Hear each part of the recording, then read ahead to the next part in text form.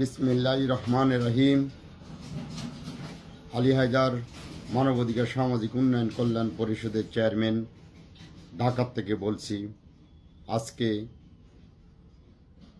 দুর্নীতি দমনের জন্য মানবাধিকারের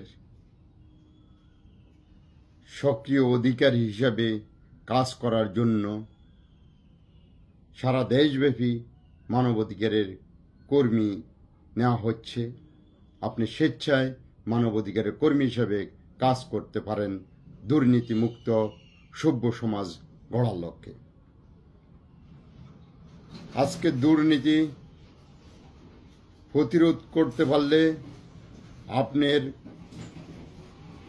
নিজের যে কাজগুলো সেগুলো সহজে করে নিতে পারবেন।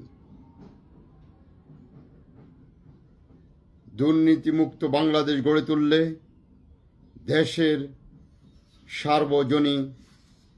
সার্বজনগণ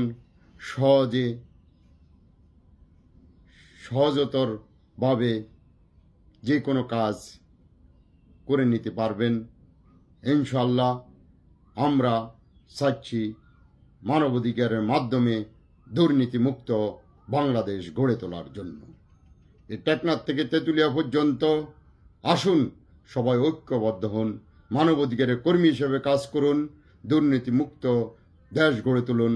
সবাই ভালো থাকুন, সুস্থ থাকুন। আসসালামু আলাইকুম।